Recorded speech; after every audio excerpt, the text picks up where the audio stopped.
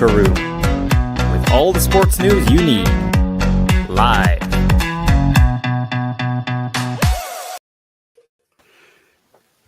Hello, very good evening to you. Welcome to the Locker Room. If you're listening or watching us live on Independence Live, happy weekend to you.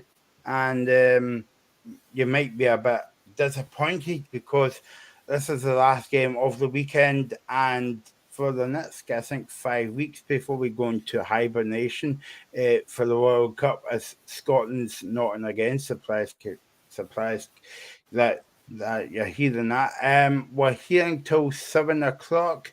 Of course, get your comments on YouTube, Facebook. You know what to do.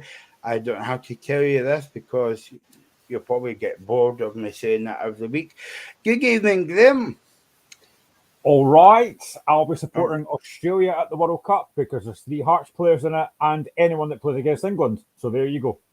Yeah, well, I think I will join you there. So we're here until 7 o'clock. Get your comments coming in. We are going to be talking about the big games this weekend and the big games for Scotland and the rugby tomorrow as well. So, Graham, I think there's only one place to start. Well, before we actually go there, I forgot there's a small matter of a championship game tonight between Hamilton and Ayr, and I've just realised that Hamilton and Ayr. I'm not talking about the races here, by the way, because you can get Hamilton races and Ayr races, but no, I'm talking about the football championship game tonight, Graham. I'm hoping to be entertained, but I'm not expecting a big turnout from, well, both sides, but I might be surprised at that. Yeah, good evening, Bear, who says, good evening, Graham and Michael. Good to see you with us, Bear. Always nice to see a friendly face. Not that I can see you, but you know what I mean. Yeah, it's top we bottom. Ayr United, top. Hamilton have had a disappointing, really, start to the season. I said this weeks ago, I love the championship. It's a great league. I think there's potentially 7 teams could win this. I think probably one of the surprise packages are Ayr United. I don't think they would do as well as they have done, but sitting top, a chance to go further clear of Morton, who are in second place ahead of the weekend. So yeah, I've got to fancy Ayr United tonight. I really do. It'll be a difficult game, but as I say, Hamilton haven't been great. There's been a lot of murmurings around the manager, so I do expect Ayr United to win this, but the championship is brilliant. You've got Ayr United sitting on 25 points in first, and down in 7th place, you've got Partick Thistle, who've lost their last 5 games. So it's a really interesting league. And, honestly, there's so many teams could win this, but it's great so far. Yeah, no, I'm just delighted that we're seeing football in the telly, but also the championship, but because we're not used to watching the championship kind of like every week. And, it's good because I've not saw a Ayr United game for a wee while, so looking forward to this one. Yeah, it should be good. It is away, it is in Hamilton, so it could be a tricky game for Ayr United, but the way they're playing just now, and they're already, I think, 3 points clear of second place, so they've got a real chance to open up a bit of a gap before tomorrow's game, so it's a big chance for Ayr. Hamilton need the points because they're struggling. I think, again, another surprise, maybe it's not a surprise, but Arbroath were so good last season going for the championship, and they're sitting second bottom. Dick Hamill's done a great job, but they're struggling a little bit just now. I hope they might be able to recreate what they did last season, but it's not quite happened. So, yeah, it's great to see so many teams in there. Queen's Park, again, have been great. So it's just a great league to be watching just now. And I think the fact that it's on TV is brilliant. It gets the kind of the scrutiny it deserves, and hopefully it'll be a decent game and not a drab 0-0 draw. But I don't think it will, but I think Ayr United will win the game, and I think it'll be, I'm going to make a prediction. I'm going to say 2-0 Ayr. Oh, 2-0. Well, I've not saw both of these teams very often. I think I saw Ayr United was at the beginning of the season. I can't remember. But I will go 2-1 Hamilton. So there you go. Yeah, get your bets on now. Gamble responsibly. You've just guaranteed it'll be 0-0 now. You said that, or I have. Yeah, 5 each. So that's the game tonight. Yeah, and also in the next couple of weeks, Graham, we'll be focusing on the championship because obviously we've not got any football to speak about because everybody's away to the World Cup. Well, everyone but us, put it that way. Yeah. But as I said, it's in Qatar, the only place you can't drink. So Scottish fans will be hopeless anyway because you can't drink. What's the point of being there? I know exactly. Yeah. But yeah, I mean, it's good. It's going to be a bit weird because when you get to the summer, what are you going to do apart from going walks and more walks and I was actually looking at more walks? I was actually looking at the times for the games, and they're like 10 o'clock, 1 o'clock, 4 o'clock, and 7 o'clock. So they're like all one after each other. I mean, I'll be working, but I'll hopefully get to listen to the game. So it's going to be one after the other. It's great. If you're into football like I am and like you are, brilliant. That's actually quite decent times actually because I wasn't very sure about the World Cup. Yeah, no, if it was 3 o'clock in the morning, I wouldn't be getting up for it. Put it that way. No, exactly. Okay, let's run through the championship game for you tomorrow. Obviously, we've spoken about Hamilton and Ayr. Arbroath plays Cove Rangers. Dundee is at home against Raith Rovers. Greenock Morton against Packet Thistle. And for some reason, this game's at 5:30 tomorrow night. Queen's Park against Inverness, Grim. That's a decent game. Do you know where that is? It might be on the BBC Hub or something like that. Yeah, maybe. Yeah. But no, I mean, one of the games, I mean, I saw Morton a few weeks ago and they were looking good against, who were they playing against the other week? It was on TV. Inverness. Yeah. Yep. And Packets. I don't know, but I've kind of got a soft spot for Packet Thistle, so I would like to see them doing well. They've been struggling. I think they were 2-0 up last week and then they were getting beat. They're struggling. I think they've lost 5 on the bounce. I think Ian McCall's done a great job. But as I said, they're still one of about 7 teams that could potentially win this league. 1 or 2 results gets them right back up there, but they've had a disappointing last few weeks. They're losing a lot of goals, and that's got to be a bit of concern for Ian McCall, I think.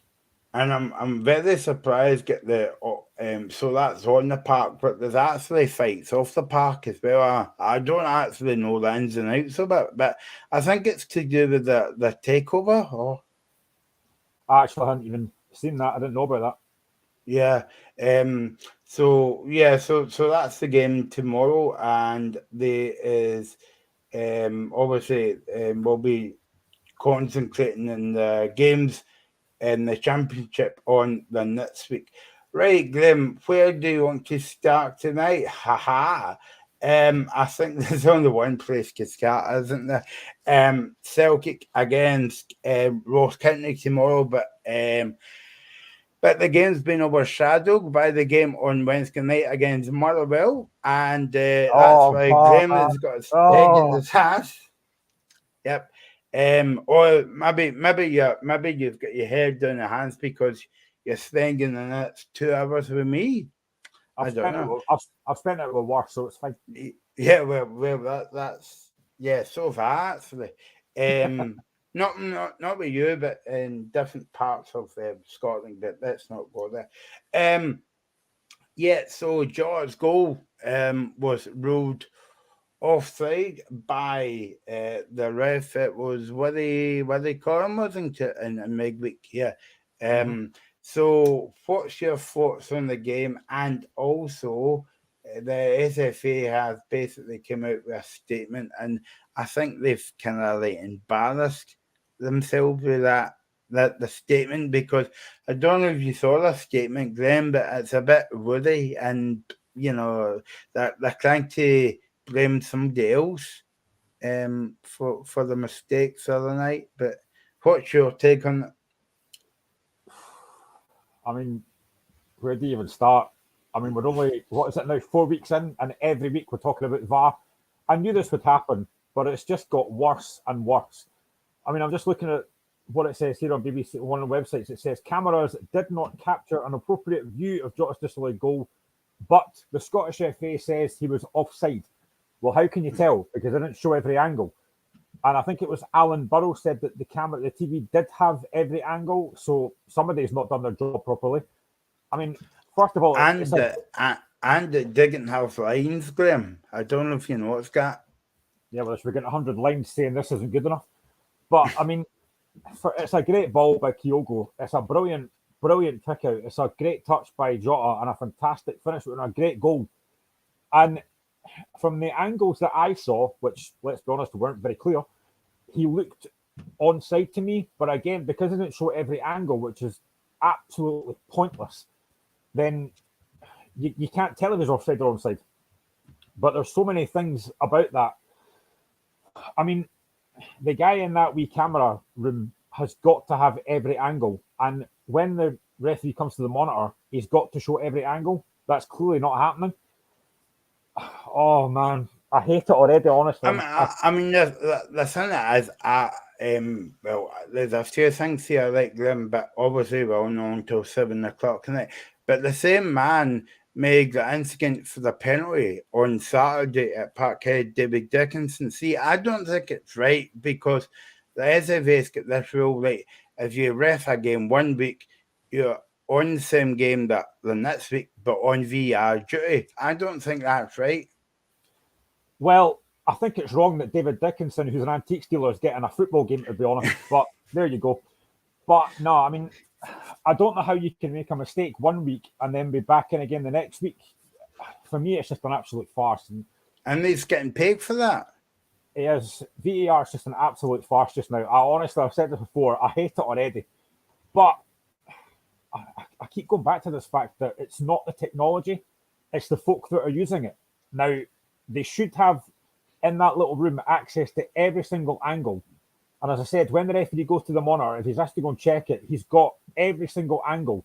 You can slow it down, you can speed it up, you can do whatever you've got to do. That's clearly not happening in this instance. Now, Celtic won the game, I know that, but that's not the point. That could have had a massive effect on the game. And actually, for me, the bigger thing wasn't the offside. It's the challenge on Carl Starfelt as well. I don't know who it was that made it.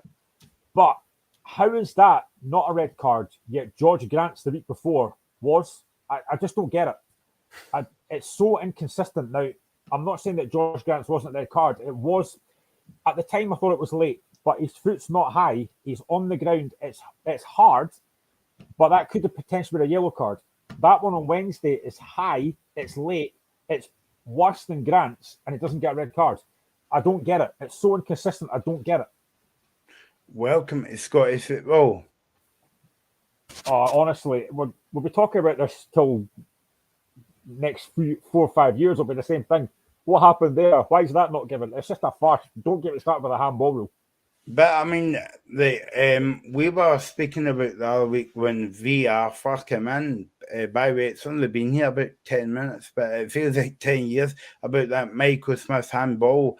That was definitely a penalty. And to be honest, you don't need VR to check that. No, you don't. It's pretty clear. I said that at the time.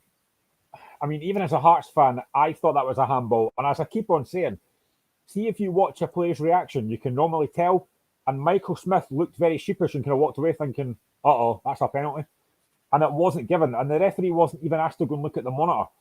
See if you're not sure, as a guy in the box, go and say to the referee, maybe you should have a look at this. He didn't ask him to look at it. And then some of the decisions this week that I've seen, it's just so inconsistent. You've got to be consistent. You can't be getting these calls wrong when you've got the monitor there. Have a look at these things. It's just an absolute farce. Fiegler Bear comes in and says he's very confused. Well, if you're confused, I've been confused for the past 35 years watching Scottish football. I like what Bear's done there, because he said, look at the way he spelt it. VAR is confusing. Yeah. So Andrzej Postecoglou was talking about it today at his press conference, and he says, for me, it's not about for me, it's about the decisions. So that it's not about the decisions, it's about the process. I don't know why they are teething issues for it because VAR have been here, well, not in Scottish football, but we're the last league to get it, fun enough. VAR have been here for about 4 or 5 years. So, I mean, he's making a good point, Graham.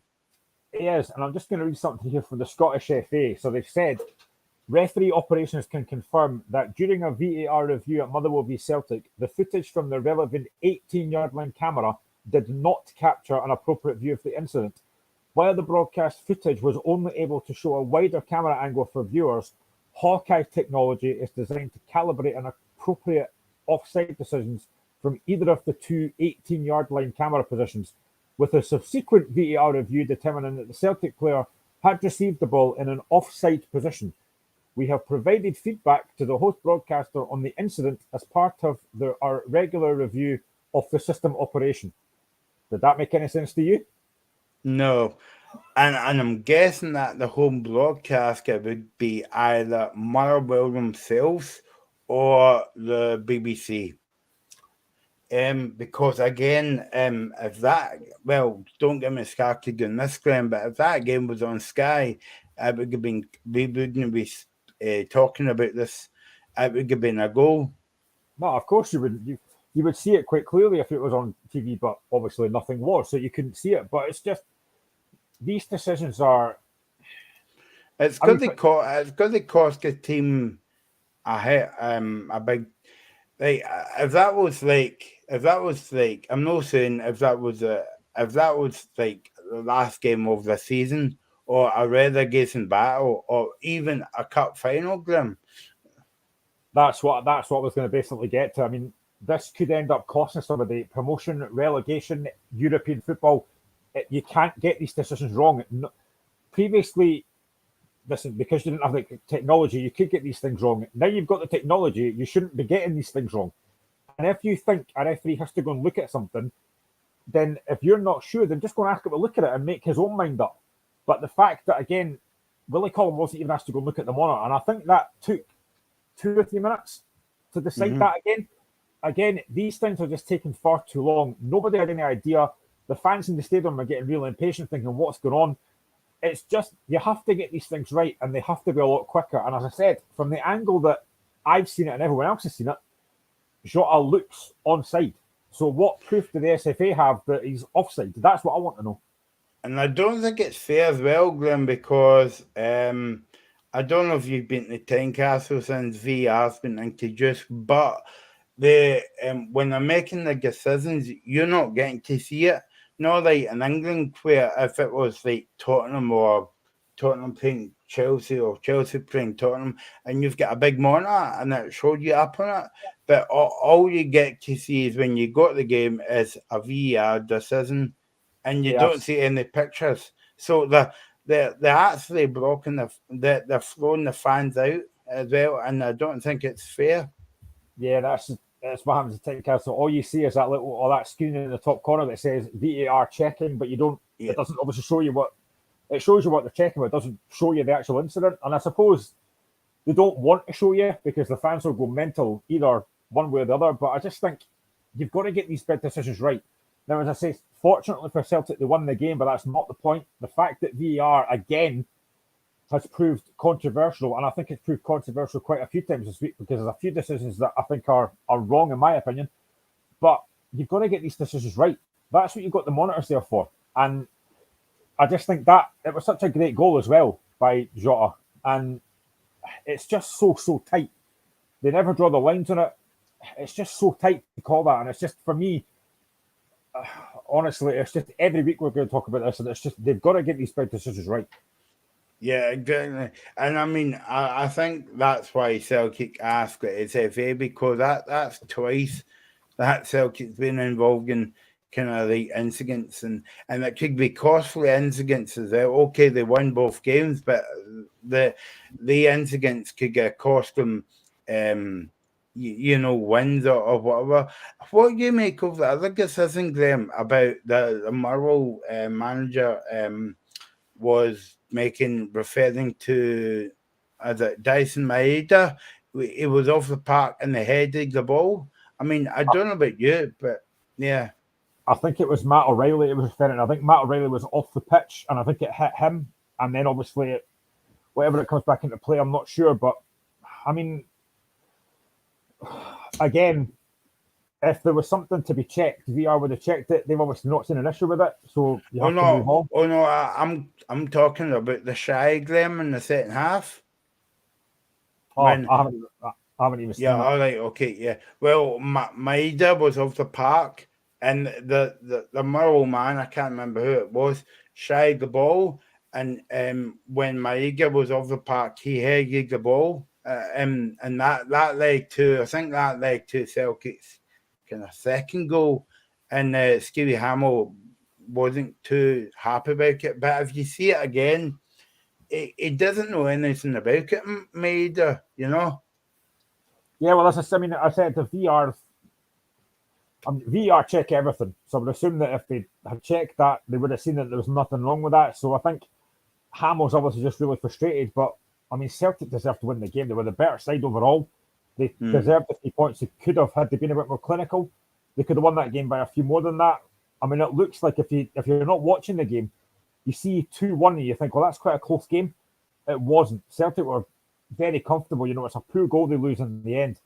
I think potentially Joe Hart could maybe do a little bit better. It's poor defending from Celtic, but they were the better team overall. Yeah, I think like we'll come back to VR again. I mean, we'll have nothing to talk about them in the next couple of weeks, because am I right in saying that the Championship going to have VR? Or No, Championship League 1 and League 2 doesn't have it. Probably so just as well. we'll have about 5 weeks rest of that, and then back to the mayhem. I'm sure we'll still find something to talk about for it.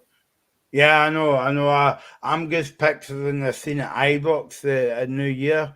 If it was a penalty or maybe. Can you imagine? That's going to be absolutely mental, that game with VR. Yeah, I know exactly. I mean, it's just a joke. We're still talking about this, Graham, and I don't think we've actually done a show in the past 3 weeks that we haven't spoken about VR.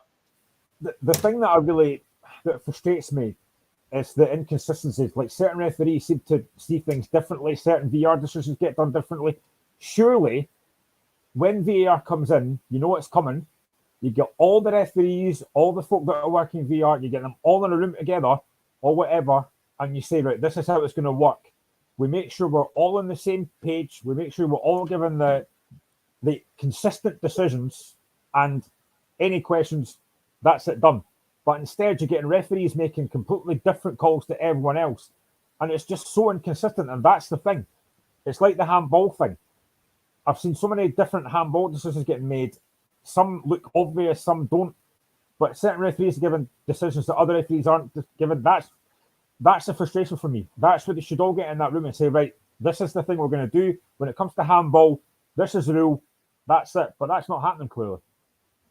Don't be surprised if we do the show on Sunday, Graham. And I'm not even going to say the next bit, because yeah. So Celtic at Ross County, Celtic at home against Ross County tomorrow, before the World Cup break. Angie Postecoglou says we want to finish this block of games in a strong going into the break. And he reported that there's no injury worries going into the game tomorrow. Do you think Ross County will be up against it tomorrow, Graham? I think there's absolutely no doubt. You know, going to Celtic Park is always going to be difficult, but Ross County are coming off the back of a very good win against Hibs. A very good win against Hibs at East Road, and they played well as well. So I think that was 2 wins on the bounce on Malcolm Mackay's side. So they'll be going there with confidence. You know, they're sitting 10th in the league. They're doing okay. They're not bottom of the league. I think when you go to Celtic Park, I don't want to use the word, but I'm going to use it. When you're Ross County, when you go to Celtic Park, it is a free hit. So they won't be expecting anything.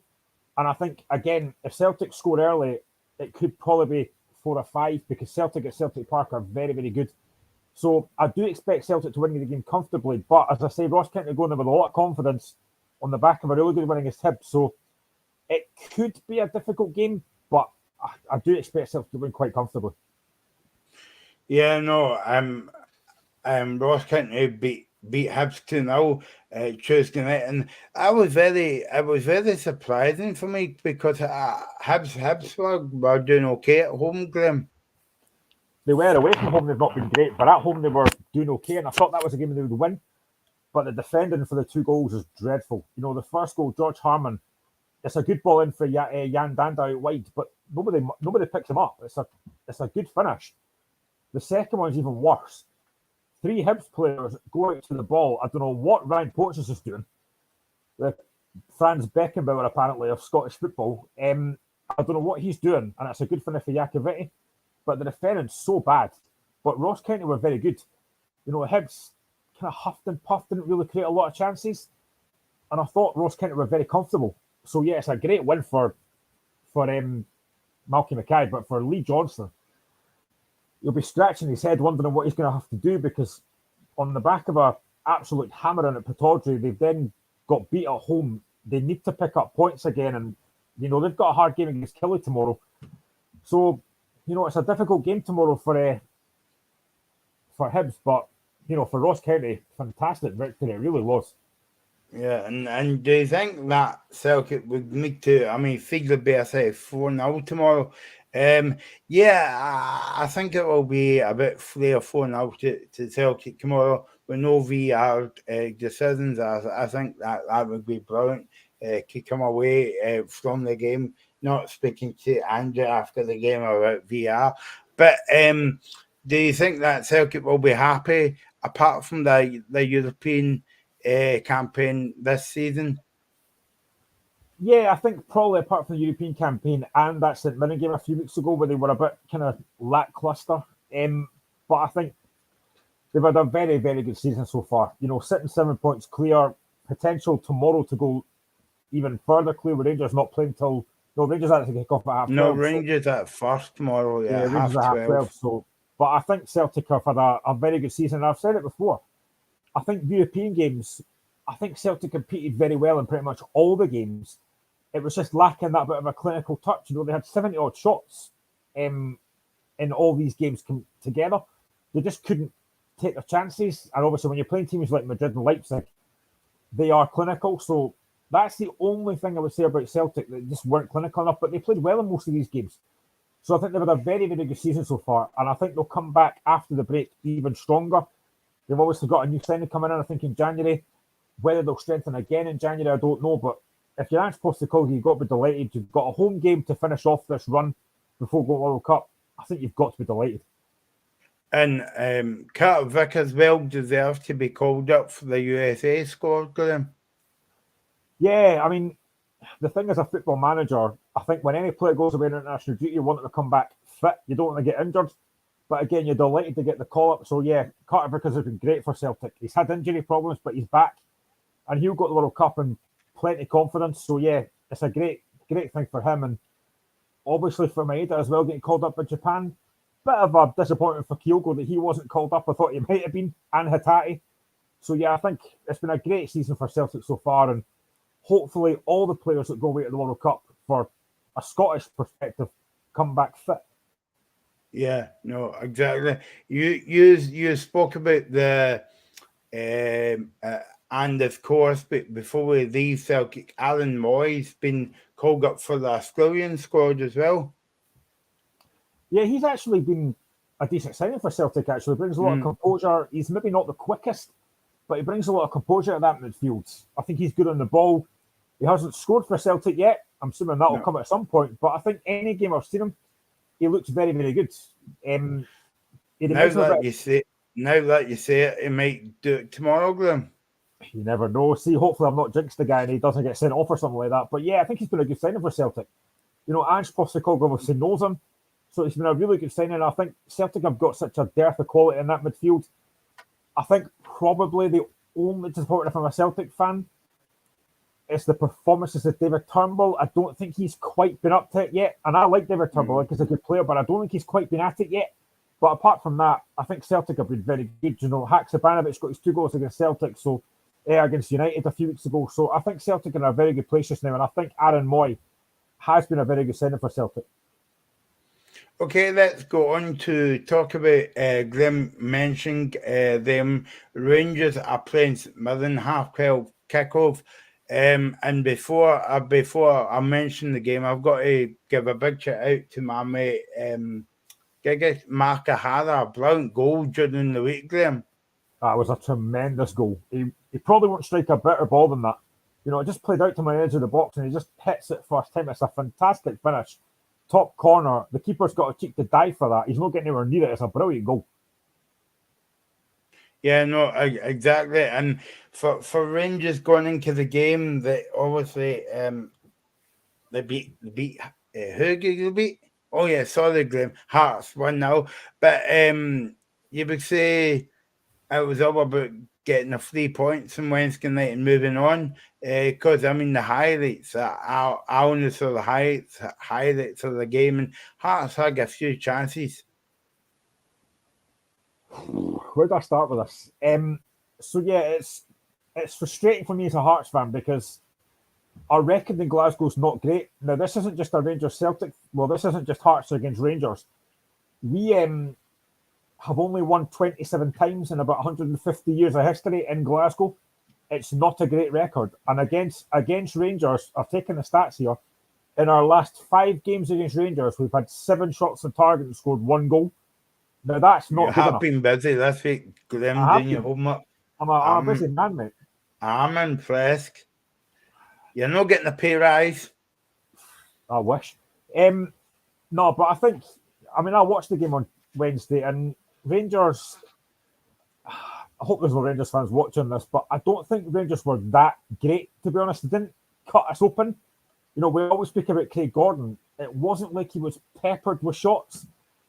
I thought Hearts did okay in spells in that first half. We kept possession quite well. I thought Snodgrass looked really good.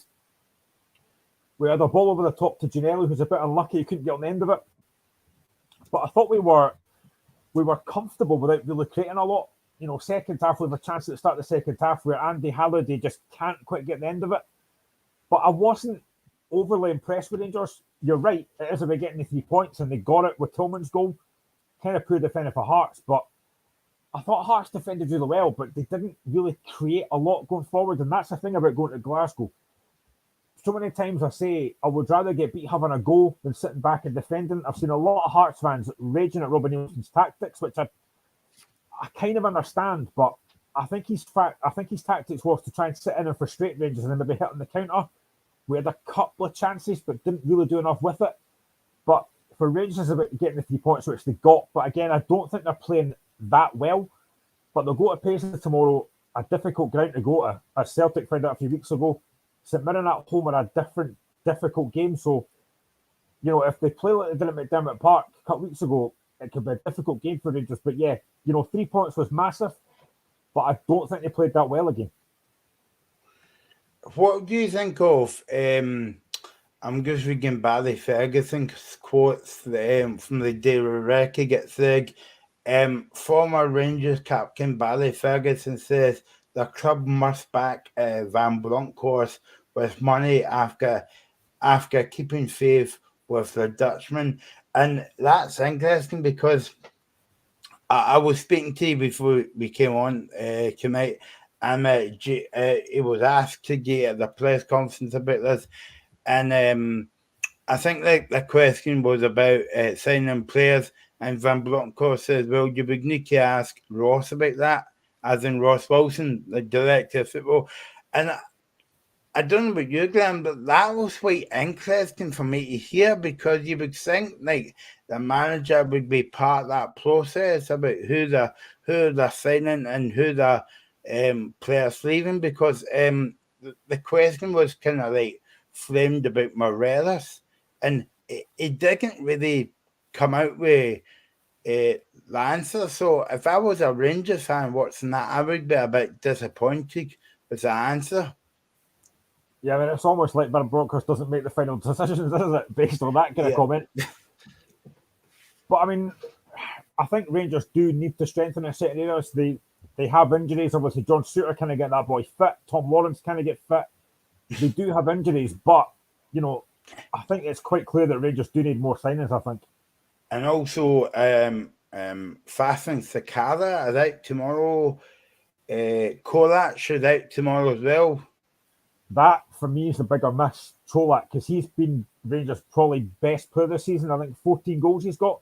That's a massive miss. I don't know if it was last week on this show, I think somebody said that Morelos wasn't looking particularly fit.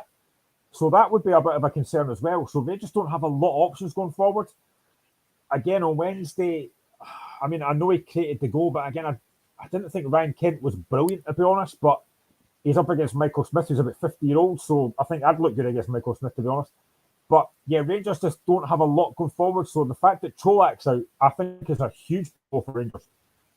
Yeah, no, it was Josh that actually said that after one of the European games. Glenn, he said he wasn't looking kind of fit. Yeah, and you can see that. He comes on the pitch, he doesn't really look like he's at it, but again, I don't know for me, if Morelos' nose is out of joint because Cholak's there and he's kind of the first choice pick. For quite a while, Morelos was the main man. He's not anymore. So I don't know if that's where he put his nose out of joint and he thought, I can't get back in this team. One man is back in the squad for Rangers is Ryan Jack, but one man's not going to, you know what? One man's not going to change the fortunes, I would say, Graham. No, I mean, Ryan Jack's not, he's not a creative player. He's a defensive-minded player, so it's not really going to help. You know, I always go back to Knight Rider where they say one man can make a difference. That's not Ryan Jack, let's be honest. So, yeah, I mean, bringing him back into the squad's fine, but he's not going to make a huge difference going forward. Yeah, no. So as for St Mirren, you know, a difficult game tomorrow as Rangers. I saw that Celtic found out the last time, and I think Rangers had a very difficult game there, was it, last season? And okay, Rangers. On you go. Yeah, no, on you go. Yeah, I mean, every team gets a difficult game in Paisley. It's not an easy place to go. Robertson's done a decent job. They're sitting comfortably kind of 8th just now. Robertson's done a good job considering the poor start they had to the season and the, obviously, Betfred Cup, Premier Sports Cup, whatever you want to call it. But they have turned things round, and it's not going to be easy. If St Mirren can play the way they did against Celtic a couple of weeks ago, they will give Rangers a very hard game. You saw what St Johnstone did last week or week before. They frustrated Rangers. They set up very kind of defensively, and Rangers put a lot of balls in the box, didn't do a lot with it, and now they've got no Cholak, so they can't really do that. So this could be a hard game. I think St Mirren will be disappointed that they didn't take 3 points against St Johnstone from being 2-1 up in the last few minutes. So they'll be disappointed they haven't taken 3 points against St Johnstone. So it's a really difficult game. And if Rangers were to lose that game or drop points, you know what a massive missed opportunity that is. There's reports out as well about Sean Dyche, if he's interested in it, but to be honest with you, I don't think, because I think right, I don't think he would be interested in the job. Be better with Sean Connery, shaken, not stirred. I just love Sean Dyche's voice. Great. Yeah. He should be in a call centre somewhere. Seriously, it's brilliant. I love it. I think he actually smokes about 50 fags a day. I'm just saying. St Mirren would be a bit disappointed the other night. Glenn 2-8 against St Johnstone. Yeah, and St Johnstone went into 10 men as well for part of that game. So, and they lost the goal in the last minute as well. So that'll be a massive disappointment for St Mirren. But they've done okay, and especially at home, they've done okay. And as you say, as we said earlier, Mark O'Hara's goal, he won't strike a better ball all season. It's a brilliant finish. So St Mirren have got players that can really hurt that Rangers team. I never thought I'd say this, but Curtis Main could potentially be a threat tomorrow. Curtis Main, mental that he's actually a decent player. But yeah, they could really cause Rangers problems tomorrow. So again, I think the first goal could be crucial. If St Mirren get it, how will Rangers react? If Rangers get it, can they build on that? So it's going to be a big game tomorrow for me. I've already said, and I'll keep saying it, I think the league is already done. I know we're only in November, but I think the league's done already. But if Rangers drop points tomorrow, it's definitely done for me.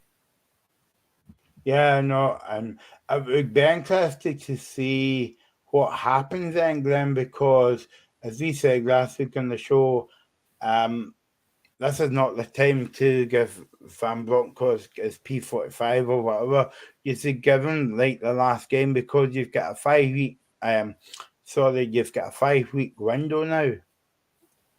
Yeah, I mean, you always hear that kind of thing about, oh, manager's got the vote of confidence. That hasn't quite happened yet. I don't know how close that is. But if they lose tomorrow at St Mirren, I think it might be curtains. Because I just don't think they're going to make this lead up anyway. But if they were to lose tomorrow on the back of not a great performance against Hearts and that defeat against St Johnstone, I think it could be bye-bye Gio. I have heard that before somewhere. Let's move on to your team, Graham. Hearts against Livingston. Obviously, they were a bit unlucky the other night. Obviously, I was speaking to you about Andy Halliday before we came on there, but and they're at home tomorrow, so you would expect them to bounce back. I would certainly hope so, but I mean, Livingston have done a great job. They're sitting fourth just now, which again is fantastic for David Martindale. He's done a brilliant job at Livingston. So it's going to be a hard game, but I mean, I think we can take a lot of positives for this season. I don't think we've hit anywhere near our full form yet, and yet we're still sitting fifth. With the injuries we've got, the fact that we've had European football, I think we're sitting in a better position than I thought we would be. And obviously that game last week against Motherwell, to go down to 10 men and manage to pull that out of the bag and win 3-2 was brilliant. So yeah, I've got to say, I think we should win tomorrow. It'll be difficult, but I would want to go into this World Cup break on the back of a victory in a decent position. So it's a huge, huge chance for us tomorrow. Again, I don't know if we're going to make many changes. It was great to see Kai Rowles back in the starting lineup on Wednesday. And I have to say, I actually thought Rowles and Toby Sibic were excellent on Wednesday defensively. I thought they were brilliant. Lawrence Shanklin, for me, was the wrong choice on Wednesday, which does sound bizarre, but that kind of game wasn't really his kind of game. Shanklin's a penalty box striker. You're not going to get many chances at Ibrox. I wouldn't have played him. So tomorrow he might have more chances. So yeah, I'm looking forward to this. Hopefully, Hearts can get 3 points, but as I say, it will be a difficult game. Gives Regan here by our pal Barry Anderson said that Hearts expected Peter Harlan and Stephen Humphreys and Craig Halkett is to be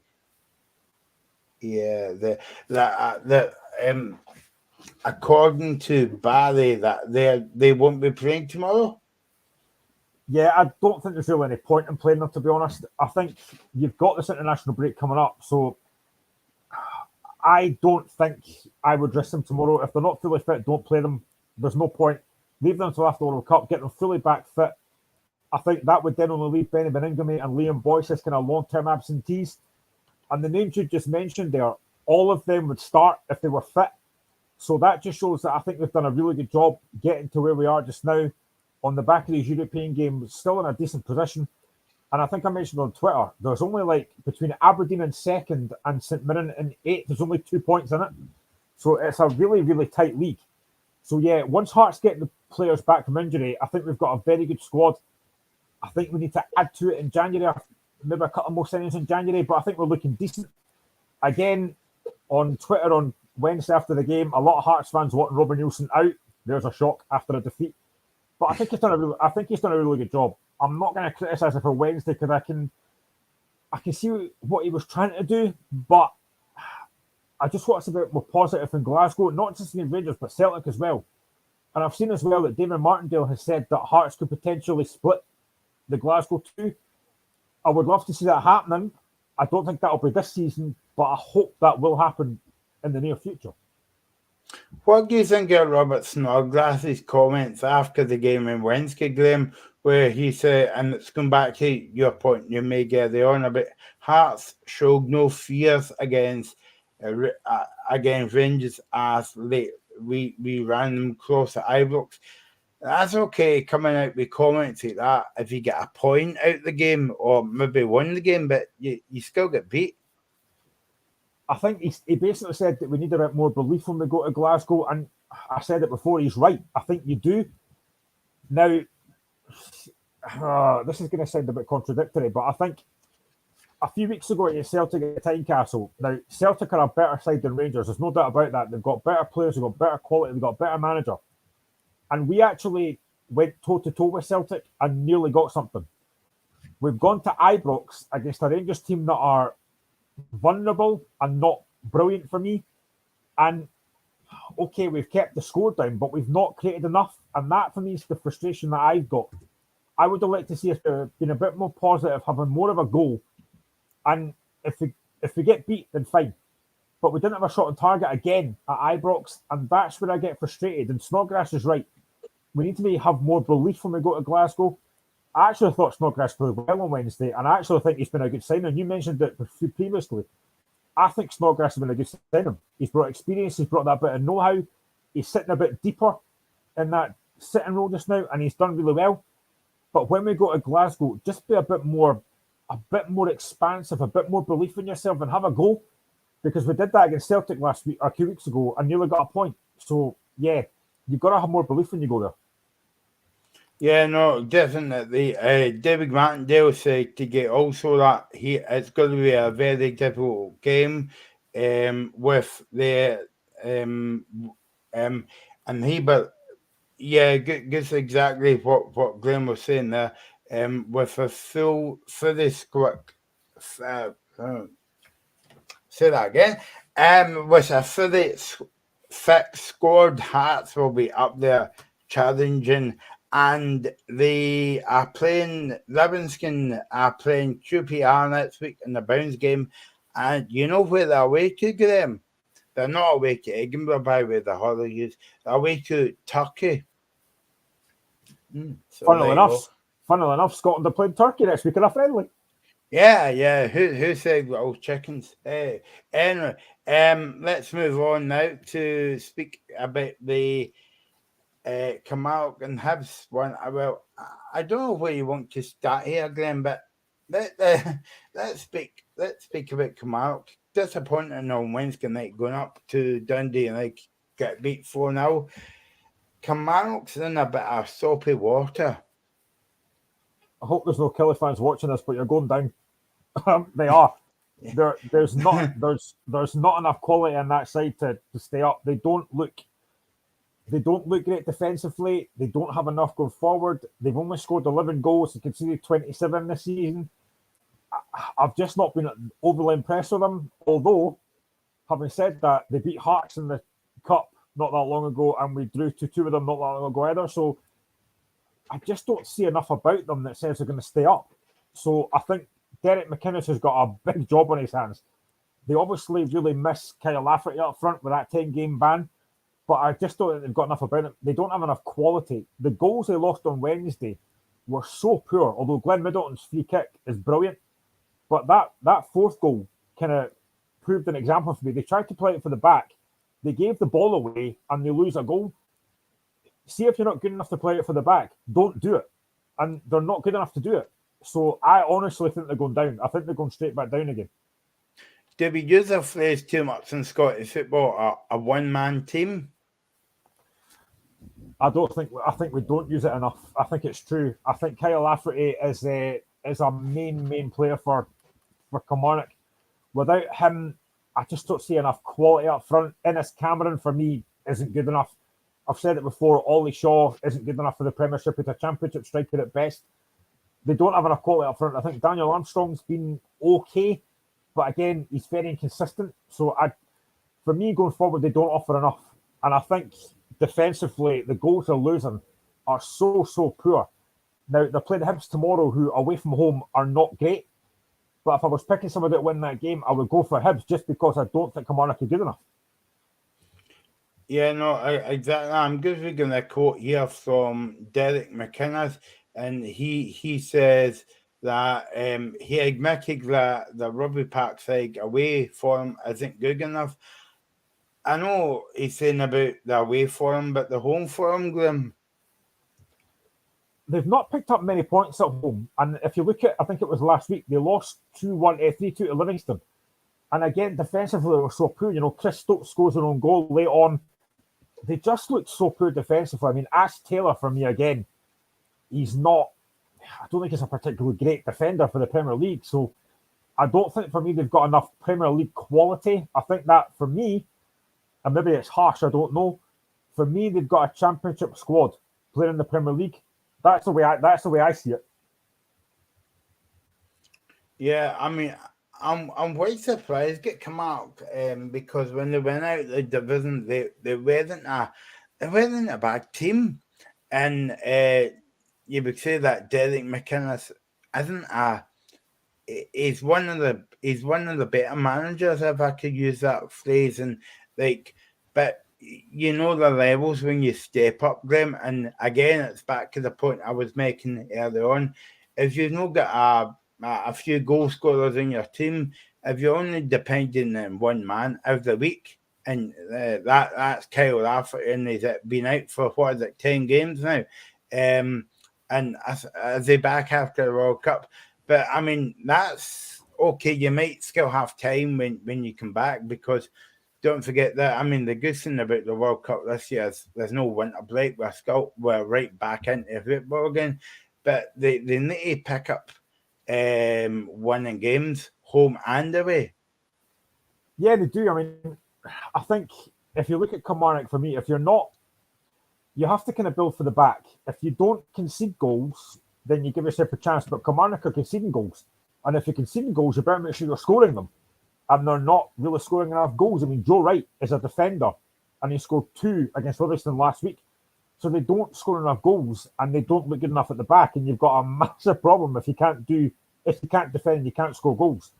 I mean, Dundee United have not been overly impressive this season, yet they were.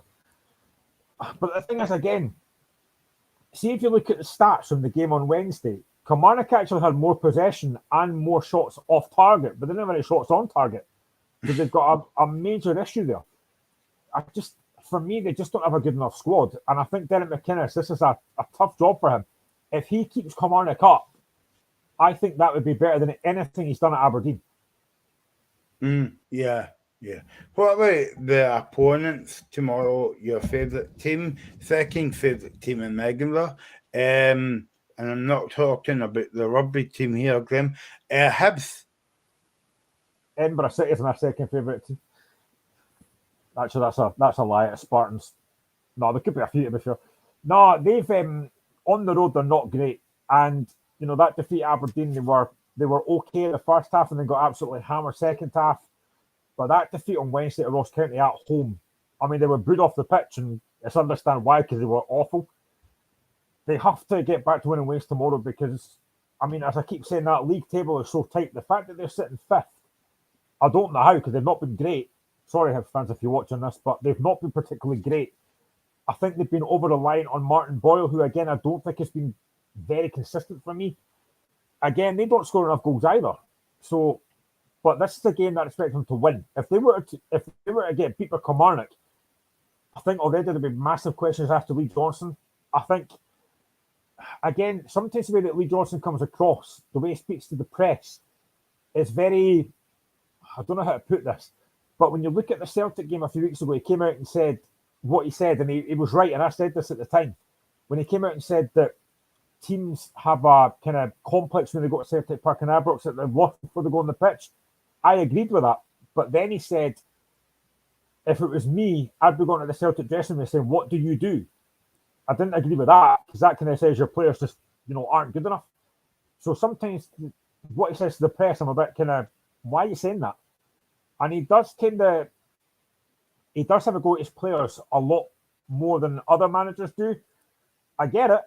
You want to try and get the best out of them, but if you keep doing that, you're going to lose the players. So I think he's having a struggle just now. And if they were to lose tomorrow, I think there'll be questions after. There already is. And I mean, I just think tomorrow's a big game for him. He has to win this. If they were to lose to what I deem is a very poor Kilmarnock side, that'd be another massively, massively big blow for Johnson. I would say it would be a bit of a blow as well, Graham. If they just pick up a point, they would have to win the game. I think they do. And again, they're going to a team that isn't particularly confident, playing a team that at the moment isn't very confident either. And Hibs, the fact they've lost the last 2 games. So this could be this could be either a boring 0-0 draw or Hibs will just sneak it. I mean, I think the lad who Kucherev up front looks a decent player. I think he looks good. Yuan, again, he doesn't score a lot of goals, but he's a threat. So Hibs have players that can cause problems. But again, I always say this about any game, but the first goal is so important. Whoever gets that has something to build on. But I just think Hibs have to win that game. They're away from home, I know. But against a team that isn't particularly great in Kilmarnock and a team that I think is going to go straight back down, they have to be winning this game. Well, what do you think of Lee Johnson's comments? Because he's basically defending Ryan Porteous being in the Scotland call-up in the Scotland squad, but admits the defender has slipped the standings of late. And I don't know if I should ask you that comment, Graham, because I think I know what you're going to say.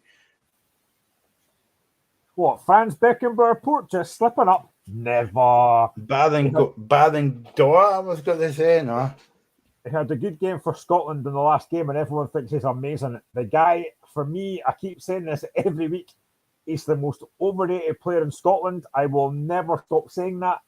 He will have a good game every now and again, but for me, I've said it earlier, you look at the second goal for Ross County, he's caught in no man's land. Why he goes out wide when there's no need? It just makes, for me, daft mistakes.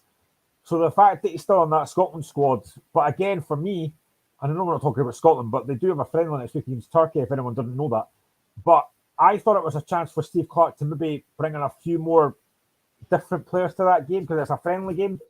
He's not stuck with his tried and tested, which is fine. It's a friendly, but I would like to see a few more different players in that Scotland lineup. But listen, Ryan Porteous, he did play, I've said it before, he did play well in that last Scotland game. He was very good. But I still think at times, for me, he has that odd brain fart in him, and I still don't think he's good enough. That's just my opinion, but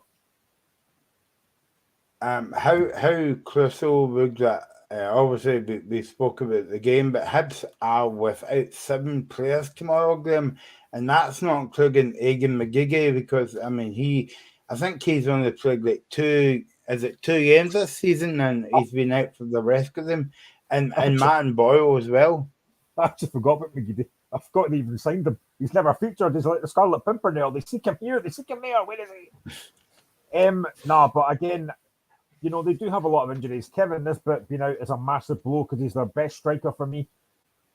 I mean, it's quite random the fact that I actually talk about strikers tomorrow, and I think he can play against them tomorrow. I can't remember.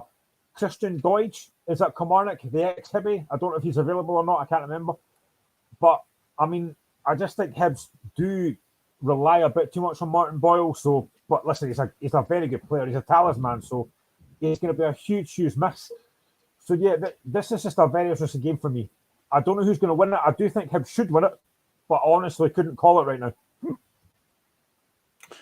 Let's go on to talk about the team. I don't know, Graham, a few weeks ago, we were talking about Callum Davison being in doubt and for his job, but the last few weeks he's been picked up point by the point in midweek against Mirren 2 weeks, and then the 3 points in against Rangers. That was a surprising scoreline as well. But they're at home to Motherwell tomorrow. St Johnstone are 6th in the league. How did that happen? Weeks ago, they were like near the bottom of the league.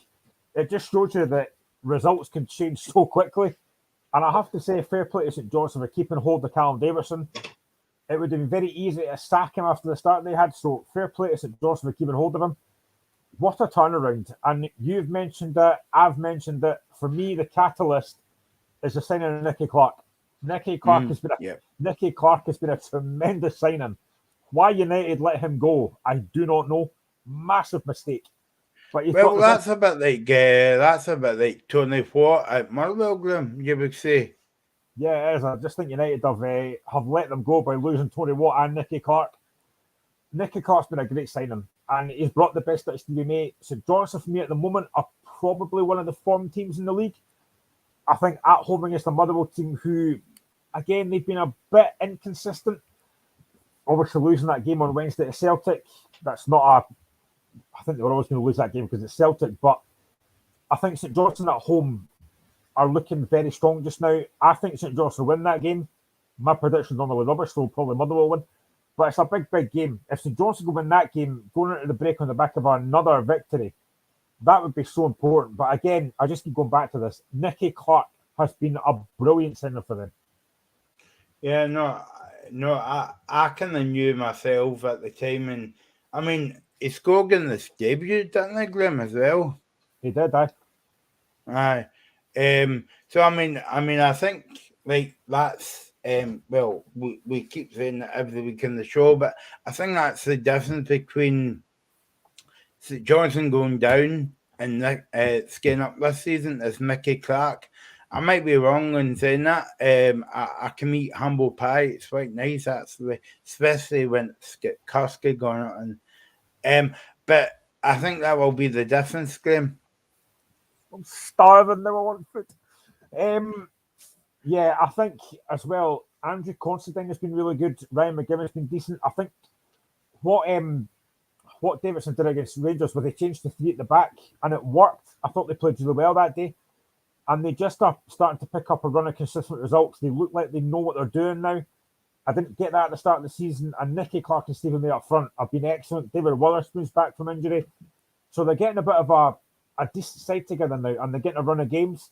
So yeah, I just think St Johnstone look a very decent unit now, whereas before I thought they were really poor. And as I say, fair play to St Johnstone keeping a hold to Callum Davidson. He's done a brilliant job.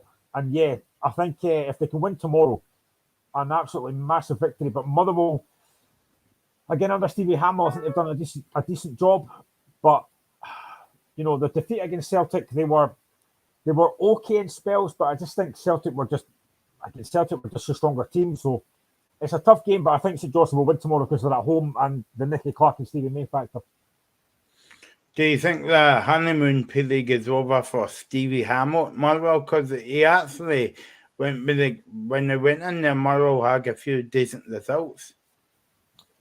Yeah, I think Stevie Hamill ball is. I don't think he's taken a back seat, but I think he's done a decent job. You know, they're sitting ninth. They've done okay. I don't think there'll be any relegation trouble. That'll be fine. Where they'll get top 6, I don't know, but I think they've done okay. But you know, against Hearts last week, again, they were 2-0 down. They came back to 2-2. I think Stevie Hamill felt a bit aggrieved that obviously Craig Gordon wasn't sent off and Kevin Van Dien's goal didn't count. But Motherwell showed enough last week to say that they're a decent side. But again, I just keep going back to this, that I think they rely too much on Van Dien. I really do. I think they rely too much on him. You know, Louis Moult's come in, he's done okay, but they can't really get a settled team. So I think Motherwell have done okay. That's all I would say. They've done okay. But I think they've done a better job under Hamill than they were under Alexander. Okay. Figure Bear says Jerry and ice cream is better, Michael. Well, so I've heard. Keep your comments coming in. We are on Facebook Live and you can comment on YouTube as well. Don't forget we're on Twitter. And if you haven't followed us, well, why not? Follow us on the Locker Room Indie as well on Twitter. And of course, we'll be back on Sunday between 3 and 5 where we look at all the games at the weekend. And Graham, I think this is the first show we've did at this not being any football on at the weekend. Or on Sunday. Yeah, there's no Sunday games for us to look back on, so I don't have to look at my screen and wonder what Hearts are doing for a change. So yeah, but I've no doubt that we'll spend the first hour talking about VAR because that's going to play an impact because it always does. How did you know? I've got that written down to speak about.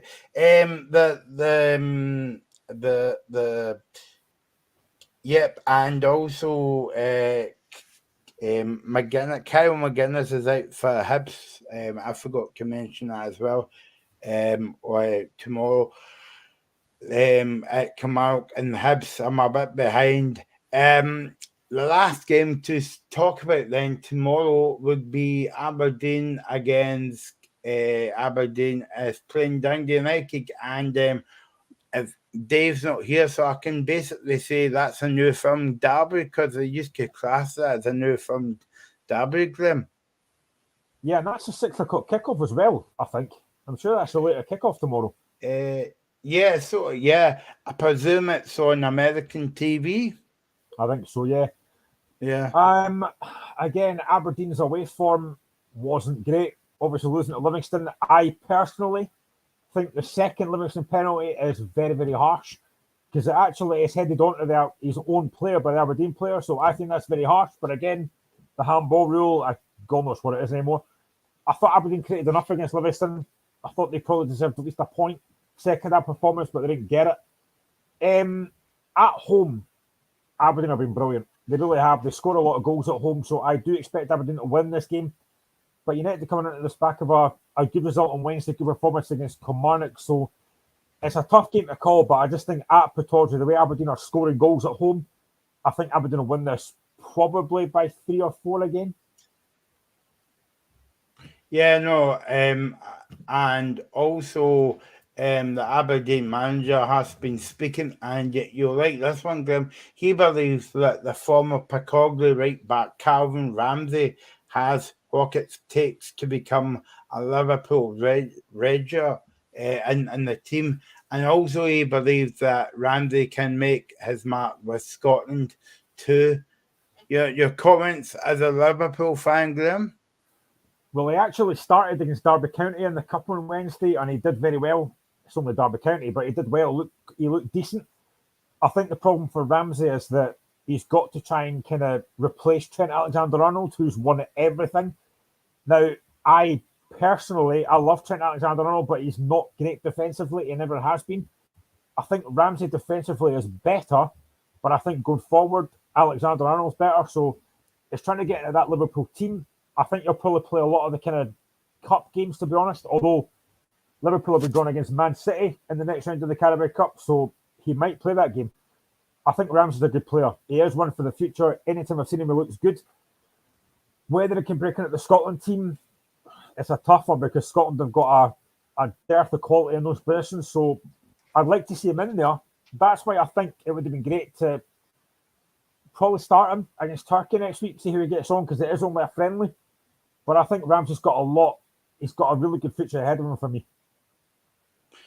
And as for Dundee United, a good win on Wednesday night at home to Kilmarnock, but they're away tomorrow against Aberdeen.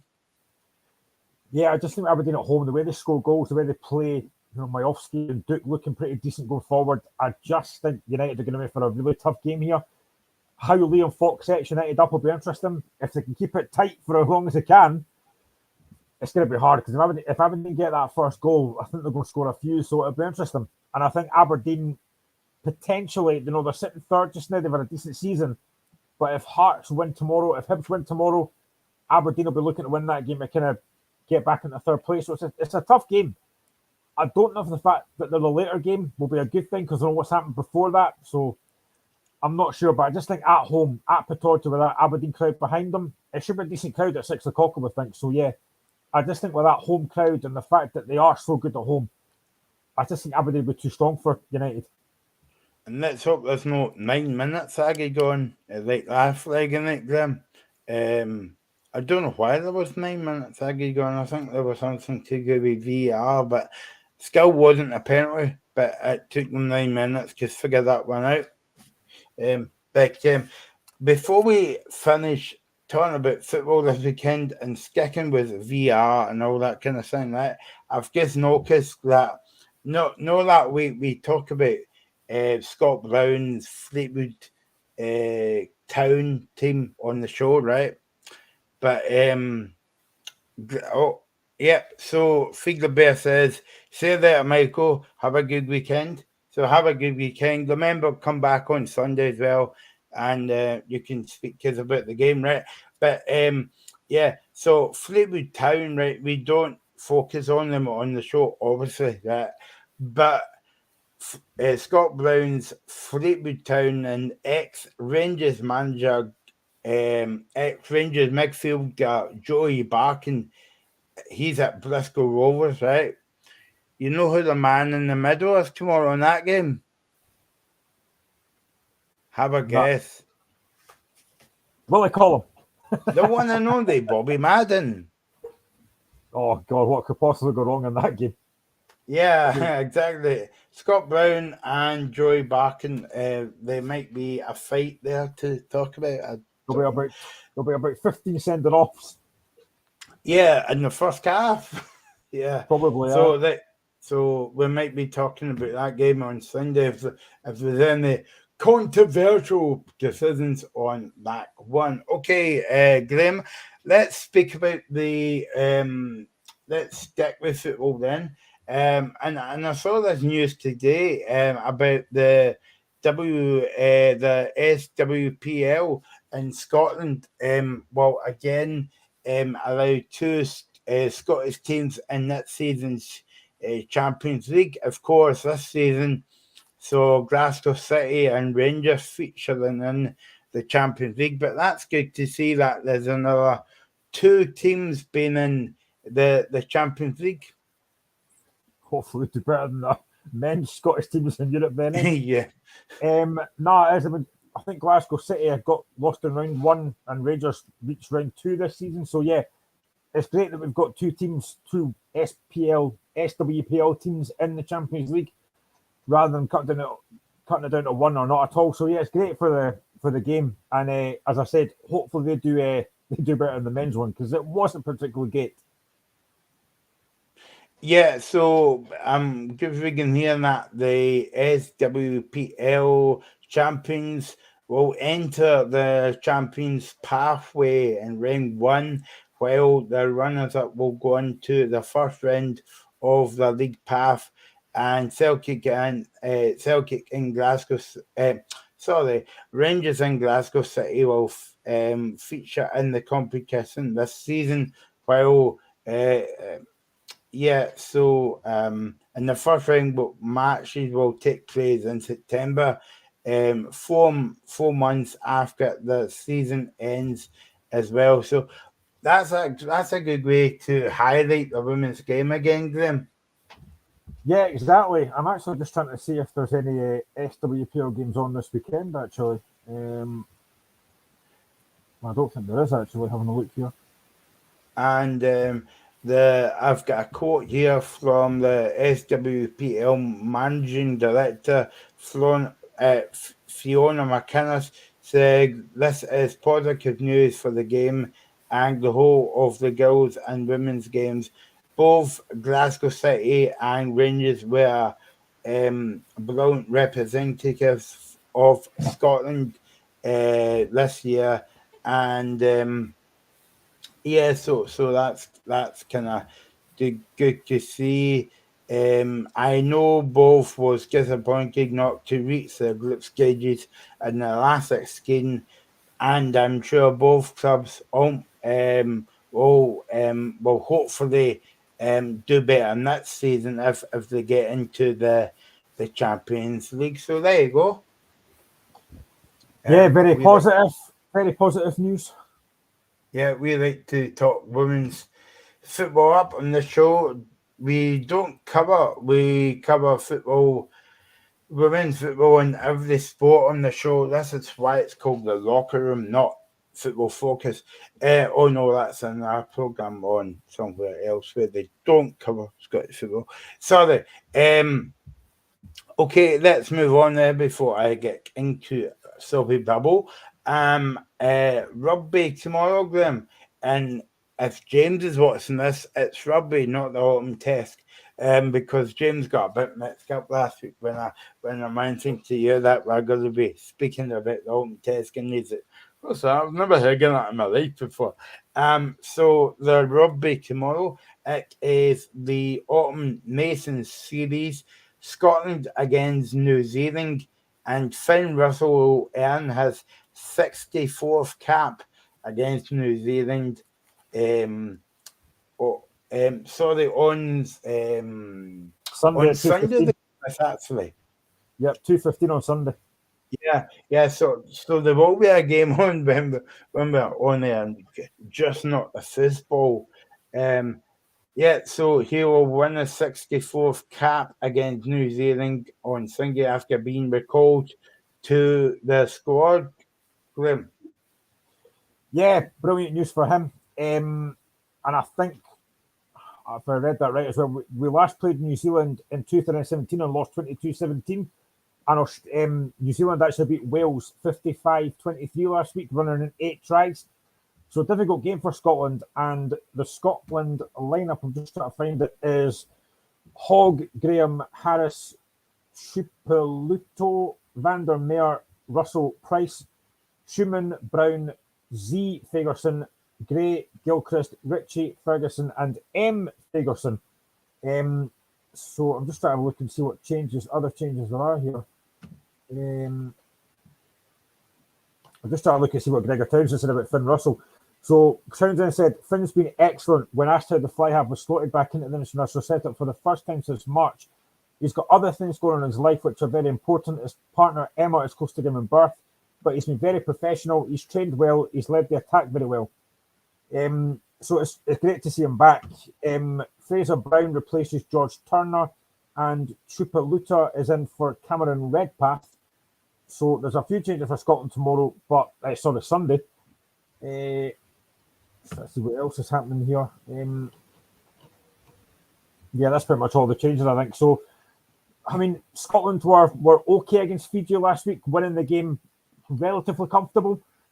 I think there's been a lot of pressure, as I said on Townsend before, so that hopefully gets a few of the fans off his back. But you're going up against an All Blacks team we all know they're a brilliant, brilliant team. So it's a difficult game. Hopefully, the Scotland crew get behind the team because I think they'll need it. They're playing against a very good New Zealand side, but it's great to see Finn Russell in and winning his 64th cap. So yeah, fantastic for him. Yeah, no, exactly. And I think this is the last game before they actually in the next big test will be the Six Nations. Is that right, Graham? Yeah, I actually quite like the Six Nations. It's quite good. I would like to get back to the game at some time because I do quite like going to Murrayfield, not for football because it's horrendous, but I do like going to rugby. It's been a while since I've been there, but I think myself and our former colleague Matthew, me and him went to a rugby game ages ago, Scotland against Wales, and it was great to see like Scotland and Wales fans mingling. We were actually sitting beside the Welsh fans. It was very bizarre. You couldn't do that at football, and you could actually have a pint as well. It was great. I loved it. I want to go back to that again. It was a good atmosphere. I've been for the football, and I know that people have a mixed opinions about it, but I feel it was quite good. It was a good atmosphere. I think you do find that everyone's kind of friendly, and everyone just gets on with each other. And to have like rival fans sit beside each other, you couldn't do that many other games. So yeah, it was great, and I actually quite enjoyed it as well. So yeah, I'd like to go back to rugby again, and hopefully I'll get back to one of those games maybe next year. Yeah, no, yeah, and I'm saying, I can't remember, but I think I heard this year. This year, it was only this morning I heard it, by the way, not this year. That Scotland's never beat New Zealand, so they're going to be up against it, Graham. Well, I think we went through a point we hadn't beaten England for a while either and managed to beat them. So, something's got to give eventually. Yeah, no, exactly. So, yeah, that game's at 2:15 on Sunday. So, we'll keep over that game as well. Let's go into. Told you we don't talk about football only. Got to talk about tennis now, Graham. The Billie Jean Cup. We were talking about it last week on the show, and this afternoon, Great Britain beat Spain 3-0 to reach the semi-finals at the Emirates. Yeah, they play Australia tomorrow morning at 10 o'clock in the semi-final. And considering the fact that GB hadn't even qualified, we got the kind of wild card because Glasgow were hosting. They were given a tough group as well against, I think it was Kazakhstan and Spain. So yeah, that's a fantastic result. So Hannah Watson had beaten Nuria Diaz 6-0, 6-2. Harriet Dart had beaten Paula Badosa 6-3, 6-4.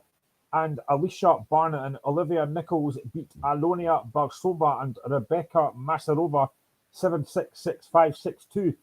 So, fantastic for the GB women. They've done a brilliant job. And Australia will be a hard game, but what a chance for GB to get to the finals that would be. And I think GB have actually excelled themselves. They didn't expect to get this far. I'll just start looking for some of the comments actually. I'll give Regan here as well, Graham, that this is the first time that the GB team has reached the semi-final for, well, the first time in 41 years. Yeah, it's amazing. Absolutely fantastic. Comments from, I think it's, who is it here? Alicia Nichols. The camaraderie, we just wanted to do it for each other, and I think it showed in the results today. GB have been runners-up in the event 4 times, but never won it. Could there be another surprise in store? There's every chance it could be. I mean, I don't know what the crowd's been like in Glasgow. I'm hoping it's been good. So, yeah, it's a great chance to get to the finals. But to beat, a very good Spain side 3-0, I think it's fantastic. So, fair play to them. They've done a brilliant job. Yeah, and also, and I keep saying this, Graham, but it's just good to see big events like this, and not even in Scotland, not even in Glasgow, but Scotland, because it puts kind of like Scotland on the map. I mean, because we've had the Commonwealth Games and we've had big European finals at Hampden over the years as well, and I think there was talk of Scotland bidding for the another Commonwealth Games coming up as well. Oh, we'll have Eurovision next, honestly. I might compete in that. Maybe have a chance. No, it's brilliant. We spoke about this so many times over the recent years that it's great to have fans back in stadiums. It's great to see, not just Glasgow, but Scotland getting these big tournaments. So, yeah, it's fantastic, and it puts Scotland on a good light. I mean, Scotland isn't a good light anyway because it's Scotland and it's brilliant. But, yeah, it's great for other folk to see it as well. So, yeah, fantastic. Yeah, no, exactly. And then next year we've got the referendum. That's a referendum chat for the show. But it'll be a busy year next year as well. But yeah, I mean, I don't know. I've not saw any of the Billie Jean Cup, and because it's a Billie Jean Cup, she is in Glasgow. I saw a few interviews with her yesterday. But I don't know how. I don't know if how much the fans has took up on the tickets, because I think they're about quite kind of reading them all to go to the tournament. Yeah, they have. I think you did it last week, and it was a decent price. So hopefully they have got into it. Whoever wins this would play. I think it's just trying to see who it is.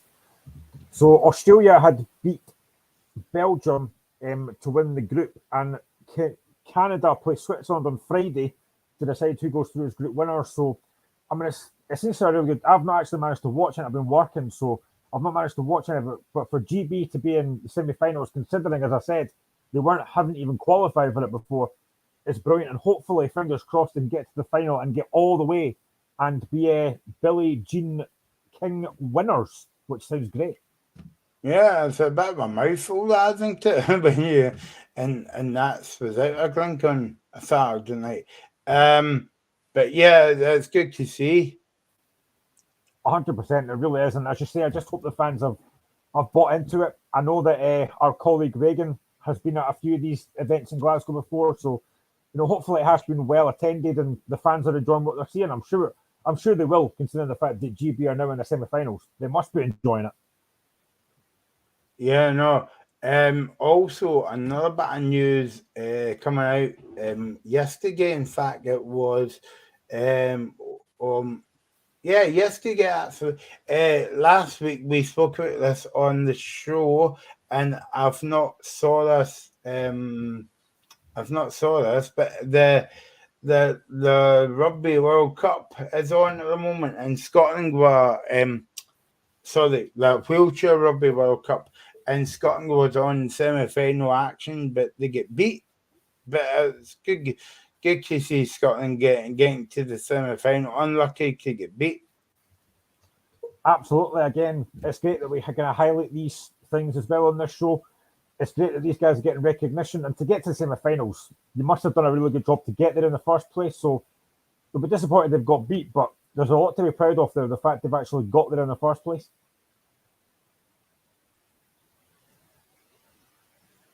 Yeah, no, sorry. Yep. So yeah, I mean, it's quite good to speak about other kind of like sports as well. So, obviously, we're this will be my last show today.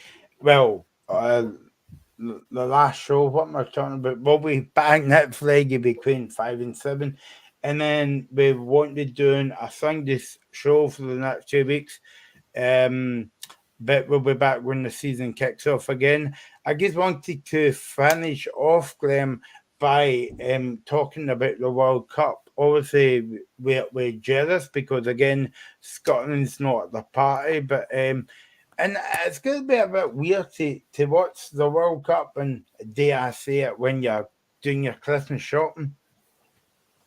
Yeah, I mean, it does feel weird, and I know there's been a lot of talk about it because of the whole human rights thing, which I do get, and I understand a lot of folk are angry about it, which again I do get. But whenever a World Cup comes around, whenever the European Championship comes around, I get excited, even though Scotland aren't in it.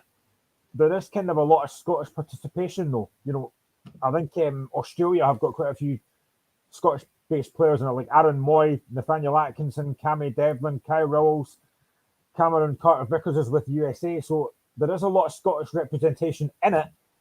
And I honestly get buzzing for a World Cup. And the fact that the times are reasonably decent, it's not like a daft time in the morning, and there's 4 games on. I think it actually starts next Sunday. Qatar play Ecuador. Qatar play Ecuador at 4 o'clock. So I think it's great to see a World Cup, but it is very strange timing. You know, you're going to be it's just very strange to see 4 games a day. And as I say, the times are reasonable, so I think a lot of folk will watch it. But yeah, it's very bizarre that it's on during November when it's just very strange. It's not a summer tournament. How disappointed are you, Graham, if you're a Ranger fan? Because I found out today that Rangers has only got 1 player in the World Cup, and that's Borna Barisic. Yeah, I mean, I don't know. I suppose if you're a manager, you're not disappointed because it means you've got all your players there and they're going to be fit for the start of the kind of new season when it comes around. But when you're a player, you want to get called up for Scotland. So, you know, for a fan, you may be disappointed, but I think for me, I wouldn't be too much into it. I think what was interesting for me is the comments by Steve Clarke that Celtic haven't released any players for the Scotland team. And I think Postecoglou said, as a manager, if a Scotland manager, you can understand that. But as a club manager, you just want your players available. So again, I can understand why Celtic haven't released them. So I kind of found those comments a bit kind of from Steve Clarke a bit. I mean, I don't know if I find them strange or not, but to say that Celtic haven't released their players, there's a reason for it. That's why I think for me, as I said earlier, for me, I would have brought up other players to the Scotland squad to give them a chance because it's a friendly game. Yeah, because Postecoglou was actually asked that today as well, and he was saying that it's not a kind of window as such. You know, it's not an official window where it is international action. But as Steve Clarke said yesterday, I don't know if you heard him talking about the game, this issue, Glenn, but because he was picking the squad, he was saying, I'm quite surprised how it is not an official window because there's a World Cup coming up. Yeah, I mean, if these were like proper games, proper tournaments for Scotland, then there's absolutely no doubt that Postecoglou would have let these guys play. But the fact that it's a friendly game, the fact that it's not kind of a proper international game, I can understand why he's not released them. For anyone who hasn't seen it, the Scotland squad for the game next week, it's Craig Gordon, Liam Kelly, Robbie McCrory, Grant Hanley, Jack Henry, Scott McKenna, Nathan Patterson, Ryan Porteous, Franz Beckenbauer, Calvin Ramsey, Andy Robertson, Kieran Tierney, Stuart Armstrong, Lewis Ferguson, Billy Gilmore, Ryan Jack, John McGinn, Kenny McLean, Scott McTominay, Che Adams and Jacob Brown, Ryan Christie, Lyndon Dykes and Ryan Fraser. So there's no there's no Shanklin, there's no Mackay, there's no like newbies in it, which is why I think for a friendly game, I would have called other players up and given them a chance. For me, is there any surprises in that team for you, Graham? In the squad, sorry. I mean, Robbie McCrory, he's not going to get a game. Why bother? I just think, I mean, Nathan Patterson, probably not a massive surprise. Ryan Jordan, not. I don't think there's any surprises. The only surprise to me is not called up other players. I mean, again, Ryan, for me, Lawrence Shanklin should have been in that squad. He scored 12 goals this season. I think he's done really well. I think he deserved a call up. I think a few folk again have mentioned Ryan Gold. Now, I've not seen enough of Ryan Gold to say he's done well enough. But again, why not give him a chance in a game that doesn't mean anything? These are what these games are about. This is why I actually think that the Nations League is a good thing, because it cuts down on meaningless friendlies. I actually quite like the Nations League. So these friendly games for me, I just think, why are you bringing a squad that you know what they can do? Why not try other players to see what they can do? I think for me as well, the Nations League makes it a bit more interesting, because I think that's why you had a lot of players pulling out of the squad, because it wasn't very competitive. And like, I remember the time John Kennedy and that horrible injury, and that finished his career as well. So I think managers are quite reluctant, even if I can say that word right, to pull the players out the squad. But if it's a competitive game like the Nations League, and it makes it a bit of a spectacle to watch, because you know it's a competitive game, and these friendly games, you really don't learn a lot out of them. I think the only difference is you give kind of like young boys kind of like time on the park and time to work with the Scotland squad. Yeah, exactly. I mean, I think, to be honest, see a lot of these Scotland players that are in that squad just now are probably thinking, I wish I wasn't playing this game. I'm going all the way for this game, for a meaningless game. What's the point? Just let me have a bit of a break. So, and I can understand why club managers don't want to let players go. And you mentioned it earlier, that John Kennedy injury was horrendous. And as you say, it wrecked his career, and it was a nothing game. That's why managers can be reluctant. So I can understand why Postecoglou hasn't released the Celtic players. Again, if you're Greg Taylor, would you want to be involved in this game? You've had a really good season for Celtic. Would you want to play in this meaningless game? Probably not. But were they even asked if they want to play in these games? I just think this is why I think for this one game, just give players that haven't had a game for Scotland before, give them a chance, see what they can do. And then you know that if there's another game coming up, let them play. So I just think this game for me next week, I don't even think a lot of folk will watch the game, because it's a pointless friendly. I remember Postecoglou made comments a few months ago, Graham, about football players are not robots. Yeah, he's right. He's absolutely right. They're not. And I think I'm trying to understand it from both points of view. I can understand from a club point of view for Postecoglou, but I can also understand from a Steve Clarke point of view that you want the Celtic players, for me, are the best in the country just now. So you want these players involved. But again, I just go back to the fact that it's a nothing game. It's a friendly game. It doesn't mean anything. So I can understand both points of view. But if you're a club manager, you're thinking, I don't want these guys to go there, because if they come back injured, then it's pointless. And I suppose that the good thing about having the World Cup, okay, it feels a bit weird talking about the World Cup when I'm a celebrity, get me out of here, and I'm not going to mention the nits, but the good thing about having the World Cup, Graham, is there's no winter break this year. Yeah, I actually quite like it. I think that's a good thing as well. Certainly for my club, Hearts in particular, it gives us the chance to get players back from injury, and I think a lot of clubs have got injuries. It just gives them that little bit longer. You know, you're not having to play for the next few weeks. You're having that bit of a break, and I think that's a good time to have it. So I think the break's come at a good time for a lot of teams. But then the thing is, when they come back after the break, are they going to be ready? You know, that's why I think probably I actually think Hearts have got a couple of bounce games in the next few weeks just to keep themselves going, which I kind of agree with. So yeah, I think it's a good time for a break. But I just think the fact it's November, you're having a break, and then it'll be, I think the last game in the World Cup is about a week or two before Christmas. So it does feel very strange timing. But I mean, I love I'm a Celebrity. I'm watching it. I'm loving it. Who do you want to win? Boy George. Love Boy George. Come on. Yeah, because I think there's a round of games in Christmas Eve, Glenn. Yeah, Hearts actually play on the 17th. We've got a game against St Mirren on the 17th. That's our game in hand. I'm just trying to look at the other. Oh, you might find Celtic might be playing that night as well because they've got a game in hand again. But when saying that, if they play, then it would have to be a whole card because remember the whole the weekend about the Queen dying and all that. So every team has got one game to catch up on. You're actually right. Celtic play on the 17th of December at 12:30, and they're at Pittodrie. Oh yeah, okay. I'm just the 17th must be a Saturday then. Yeah, it's a Saturday. So they play on the Saturday.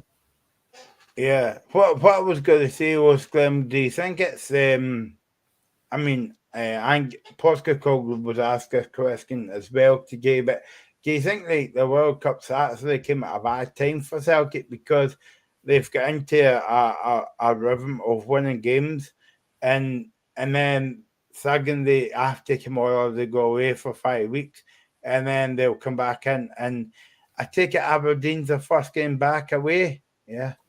Yeah, it's 12:30. Yeah. And then they play. Then Celtic play Livingston on the 21st at home, and then they play on. It's mental, as you mentioned a minute ago. They play on Christmas Eve at home to St Johnstone at 12:30. That just sounds crazy. Games on Christmas Eve. No, exactly. And I think all the games are 12:30 that game, on that game. So do you think that will teams will lose a bit of momentum because obviously they've went into a good run of form, and then suddenly they break for the World Cup and 5 weeks without a game, or do you think it will? I think we'll only know once that first game's played after the break. I think the winter break's only about 2 or 3 weeks. This is a lot longer. So I would imagine that Celtic will keep Celtic and other teams will keep themselves ticking over. Might have a couple of bounce games in between that, just keep themselves going. But yeah, probably. I generally think it's come at a good time for all the teams, just basically because of the fact they'll get injured players back potentially. Yeah. So I think it has come at a good time, but it just feels very weird that next week we've got a World Cup when it's winter here. It's freezing cold. It's going to be probably snowing, and there's going to be like 4 games a day on it. It is very, very strange timing, but we knew it was coming. We all knew it was coming. Yeah, to me, I think like this is a weird kind of build up to the World Cup because do you not have like a whole month before the World Cup starts and you have a big build up about it? But because they're having the World Cup near Christmas, they're trying to like cram a lot of games into the one day. Yeah, that's the thing. Like you normally see, like on the news or a sports program or something, you always hear talk about a World Cup, European Championships. It's been very low key. I mean, you wouldn't really know it was on unless you were looking forward to it, which I kind of am. But there's not been a massive build up. I think every day you've kind of seen different squads getting announced, but it's not been like the build up that you normally see. Whether it's because of where it is, the fact it's in Qatar, and the fact that everything that's gone with that, I don't know. But it's just been a very strange kind of build up to it. There's not been a lot of excitement around it, and I think as well the fact it's coming during a season. Maybe if it's the summer, it's different because you've got something to look forward to. But the fact that it is during a season, it's very different. Do you think? Obviously, we're a sports show, Glenn. But do you think that people will be avoiding the World Cup just because of the human rights issue and everything that follows that, or nothing? They will be 100%. They will be. There's a lot of folk who are not happy about it, and I do get it. I do understand it, and I've heard a lot of folks saying they won't watch it. But just for me, from a football side of things, take the human. I know you can't take the human rights side of it. I know that, but based on a football side of it, I love the World Cup. I love European football. I've grown up with the World Cup. There's been programs on the last few days about like World Cup 1990, and it's been great to kind of look back at that. So I do love the World Cup, but the human rights thing, yeah, 100%. It's been horrible. It's been horrendous what's happened there. But just taking the football side of it, I think it's been. I mean, it's going to be a good tournament. I hope there's quite a few teams who could win this. Not England, hopefully, although they have a decent group. But I just think on the football side of things, it's not been the massive build-up you'd expect for a World Cup. So yeah, it's going to be interesting to see what happens. And I think once the first game comes in, that Qatar-Ecuador game, once you see the kind of build up to it, then people might start getting more into it. And the fact that there's 4 games a day, people might get more into it. But we'll have to wait and see how it goes. But it's a very strange build up to it so far. Yeah, because as I say, because you usually get the build up where like teams play kind of like friendlies and then they go off to the World Cup. But if you think about all the games finishes tomorrow, I don't know if they're going to have time to meet up with the squad, so they're going to fly out to meet the squad to go all the way around the world to Qatar. So it's going to be a bit bizarre. It will be. I mean, I just wish Scotland were going to. I really do. Instead of playing a pointless, meaningless friendly against Turkey next week, who nobody really cares about, let's be honest. But yeah, I just wish Scotland were there. But yeah, it's just a very, very strange build up to it. And as I say, there's a lot of folk who said they won't watch it. There's a lot of folks saying that they're not excited for it. And again, I say I do understand it. But I think once the games start and once you kind of get a bit more into it, then people might start watching it a bit more. Yeah, when you get into the kind of last the quarterfinals, semi-finals, and finals. Yeah, I mean the group stage games there's not a lot of massive games in there, but I think once you get further on, like get to the knockout stages, then people might start getting a bit more involved when they see who's going to win it. So yeah, I think it will get better then. But the group stage games I was looking at some of the group stage games earlier. They're not the most exciting, and I think actually the better ones are the later kickoffs. The ones like at 10 o'clock in the morning, they're not massive games. Good thing, Graham, if we won the World Cup, we could have had another Scotland-England game. Oh, don't. I would have loved that. I think we'll have a chance as well. I really do. I don't think England are any great shakes. The squad they've announced it's not exciting. There's a lot of England fans who are not overly happy with it. Certain folk they think shouldn't be in there, like Harry Maguire, who's absolutely dreadful. But again, as I say every year, England will be expected to win this because they're England. You'll have all the media talking them up, hyping them up. They'll get knocked out early, and then they'll go, "Oh, that was awful," because they talked them up too much. I genuinely have my favourites that I think will win it. I've said already, I think Belgium have got a great chance of winning this. But you've got to look at likes of France. France are going to be very difficult to beat. Brazil, Argentina.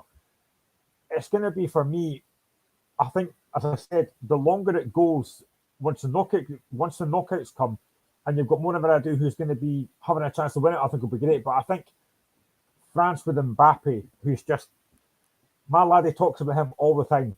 He honestly does. He loves Mbappe. So I think he'll have a good tournament. So I think it'll be great. I really do. But it'll be more when the knockout stages come. The group stage games, they're not that exciting. I don't like using words like this, but I'm going to use it because I don't know what other word to use. But do you think it will inspire, obviously your son, but also other people and females to get into sport as well? I think it already is. I mean, the likes of yesterday, for example. So I take my son training on Monday and Thursday, and yesterday there was loads of folk out training, and his team only had like half a pitch, but it was boys, there was girls, there was like mixed teams. It was actually quite good to see, and they're all enjoying it. And to be fair, his coach put in a really good training session yesterday. It was actually really good, one of the decent ones actually yesterday, and he loves it. And I think when the World Cup comes on, they'll talk about guys like Mbappe, they'll talk about De Bruyne, they'll talk about Haaland. I think it will be great. And once they see these guys playing, like, there's so many folk talk about Ronaldo, and you see wee laddies doing that Ronaldo celebration. My laddie does it all the time when he scores a goal. It's great. Not that he scores that much, but he does do it. But sorry, son, if you're listening. But yeah, he loves. I saw you looking there as if to was say, "Oh, I hope my just- son's not listening." Just checking the door because he's only 10, but he'll bat me. But yeah, I mean, they love doing these celebrations like Ronaldo and stuff. And when they see these players playing in the World Cup, I think it will inspire them. And that's why I think this World Cup will be great, because you'll see a lot of folk will probably go and buy an Mbappe shirt or a De Bruyne shirt. They won't be buying a John McGinn shirt because there's no there. But yeah, I think it will be great, and I think it will inspire them. I hope it does anyway. Yeah, no. Do you think this World Cup will be remembered for being in like November, December time, but B also that the World Cup that they don't support like human rights and LGBT? Yeah, I think it will be remembered for that, unfortunately. But again, if it's a good tournament, if there's decent football, if there's decent games on, then folk can remember the games rather than the other stuff. But I just think, as I keep on going back to the fact that it is in November, the fact that it is in Qatar, it's putting a lot of folk off. But as I said, the deeper it goes into the tournament, I think folk will maybe start to get into it a bit more. But it's just a very, very strange time. Well, they were asking Van Bronckhorst and Postecoglou who want to win the World Cup. Funny enough, Van Bronckhorst says Holland, and Postecoglou says because it is a funny time of the year, but you would be expecting a bit of a shock, i.e., not a kind of Brazil or kind of like Argentina as well. But yeah, I mean, for me, it's hard not to fancy Belgium, Grim, the last few years. They've been there or thereabouts in championships. Yeah, they've kind of been a nearly, man. They play great football, and I mean, I'm a Liverpool fan, but I love watching Kevin De Bruyne. I just think he's such a class act.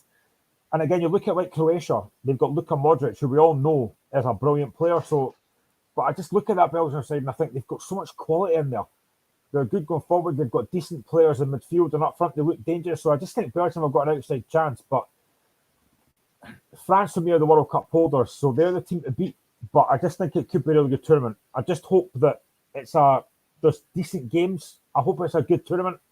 But for me, I've said this before. I just think Belgium have got a really good chance. So that's my tip for the World Cup. Belgium for me. I think they've got a great chance. Do you think that even though Scotland's not there, sadly again, but do you think the World Cup will help Scottish football? Because if you see the likes of Carter Vickers and players like that playing for the national team, but they kind of like advertise, if you want to call it for a better word, the Scottish game. Yeah, I think so. I hope the Hearts players don't do that well, because if they do, they might get sold. I don't want that to happen. But yeah, I think it will be. It is great to see all these players from Scotland getting highlighted for their national teams. As I said, it's a shame that Scotland aren't there. Would have been great to see the likes of Lyndon Dykes at the World Cup. That just sounds mental when I say it in my head.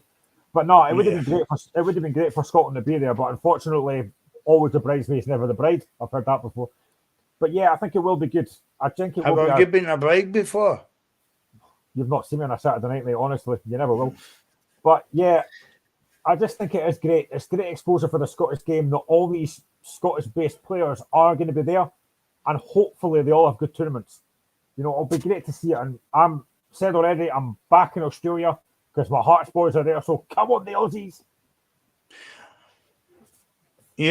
You're talking about Australia, but I mean, I seem to remember that Australia done well in not the last World Cup, but the World Cup before then. I can't remember what year it was or whereabouts it was. All I know is I was watching it. But they actually did well. They actually qualified to get their group out their group. Yeah, they're not bad home and away, and they've got good neighbours as well. See what I did there? No, Australia. I'll give you that. Yeah. Matt, them Duffy. No, I just think Australia have a really good side. I remember like years ago they had like guys like Harry Kewell and Mark Viduka in it. A really good couple of players there. So Harold Bishop. he died and then came back, resurrected. Ah, right, okay, yeah. I've not watched Neighbours for a long time. Only watched it with Kylie Minogue was in it and Jason Donovan. Too many broken hearts. Oh, Glenn, we should stop doing this. Well, seeing it's coming to the end of the show, but I mean, I could do this all night. That was just especially for you. See, yeah, that's why Reagan's not on this week. But yeah, I mean, and America as well seems to have not a bad team as well. Yeah, again, I think they kind of failed to deliver a wee bit, but you know, Carter Vickers has done a brilliant job for Celtic, and I think he'll do well for America as well. So I just like seeing. I know I'm not a Celtic fan, Rangers fan, whoever, but I just like seeing Scottish participation in these World Cups because you say it does kind of show us in a good light. So hopefully these players all do well. Nobody gets injured. Fingers crossed, unless you're a Celtic player. Sorry. But no, hopefully nobody gets injured. So yeah, I just hope it's a good tournament. I know the Scottish-based players come back fit, healthy, and ready to go for the start of the second part of the season, shall we say. And then I would be interested to find out if there's any refs looking at the TV monitor for 10 minutes. And I doubt that will happen, Graham. Well, that's the thing. I forgot about that as well. I mean, it seems to... The thing is, it's very bizarre because I think you've mentioned this before as well, and rightly so. It seems to work better in the Champions League than it does in any other league for some strange reason. I don't know why that is, but it just seems to work quicker. It seems to be more efficient, and referees don't seem to make an absolute mess of it. I think it takes the goodness out the game for the football fans, Graham. It does. I mean, so many folk, you go on Twitter, you go on social media, so many folk already, like me, can't stand VAR because it takes too long. There's too many contentious decisions. The handball rule is just an absolute joke. The offsides are a joke. But in the Champions League, it seems to be a bit more smoother, works a little bit better. Whether the referees are better, I don't know. But hopefully at the World Cup, it's not going to let you say it take about 10 minutes to make a decision. But again, that's another thing. VAR at the World Cup. I mean, do Qatar even have VAR? We'll soon find out when we get there. I mean, we were making the point the other week when Dave was on the show, and Dave said, no, that's not the case. But do you think that if the refs and the officials and all that will be full-time, it would be a better job? I don't think it matters. You know, I think whatever you're part-time, full-time, you've got to get these big decisions right. And when you've got that monitor there, you can't be making poor decisions. And again, I'm seeing examples of some referees getting called to the monitor, some not getting called to the monitor. Again, that should be consistent as well. If you're genuinely watching that TV and you're not sure, then call the referee over and say, I think you should look at this yourself and have a look. But again, as you've mentioned previously, you look at that offside goal on Wednesday for the Motherwell game, they don't show every angle. So the referee's not seeing every angle. How can he possibly know that's offside or onside? I just think whether you're full-time or not, you've got to get these decisions right. These are folks' jobs. A manager could get sacked on the back of a poor VR decision. That shouldn't happen when you've got technology there. I mean, when I know we're not good. Well, we're trying our best not to go back to the game during the week. But I mean, if you've been to Fir Park and you've seen the faraway camera in the main stand, that's miles away. But why not use one of the main cameras that was on the gantry when they actually showed you the whole game? Why? But it's only Scottish football, Graham, that can do that. That's too sensible an idea. This is Scottish football. Gotta do that in Scottish football. Sorry, I was trying to be nice, but obviously I failed. You're talking common sense here. This is Scottish football. That doesn't happen. I know. I don't know what's getting to me the last 2 hours. Yeah. But maybe I'm. Yeah. But I mean, Graham, it's a family joke. yeah. No, I mean, Graham, we're laughing now, right? We're only 3 weeks into it. Imagine what we're going to be like at the end of the season. I mean, I just think as well, you fast forward a little bit, and you've brought it up earlier, and we've mentioned this on a few shows before, but you look at the 2nd of January for that Celtic Rangers game, VAR in that game is going to be ridiculous.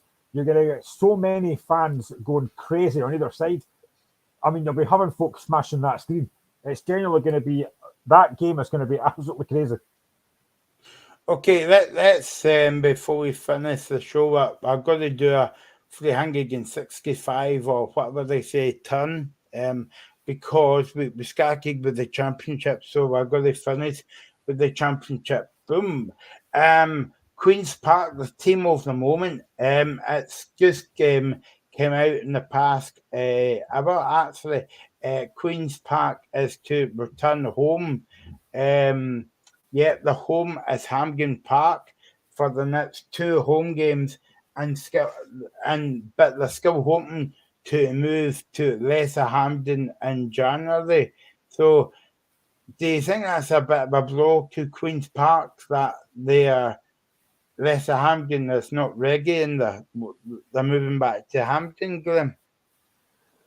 Yeah, possibly. I mean, I think I've seen it on TV a few times where Queen's Park have played the kind of Hampden before, and it's obviously very empty because it's big Hampden and nobody's there.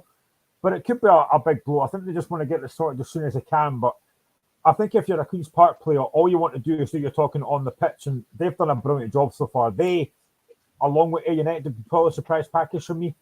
And again, Queen's Park could potentially win that league. I honestly hope they do. I would love Queen's Park to win the Premier League next season. Could you imagine that? Queen's Park be Celtic or Rangers? That would be brilliant. But I think they need to get the stadium sorted as soon as they can, I think. I mean, that means there'll be 4 teams in Glasgow then, Grim. And Skegels, 4 teams in Glasgow. There's only 4 teams in Glasgow. Yeah, exactly. Yeah, and Glasgow City as well. 5, sorry. The Hamilton Accies will visit the league. Will visit Hampden Park on the 3rd of December, while Montrose are in the Challenge Cup final the next week. And then the big derby, Graham, Queen's Park against Packet Thistle on the 2nd of January, and Cove Rangers, they play Cove Rangers on the 7th of January as well. So, yeah, it's a bit, yeah, it's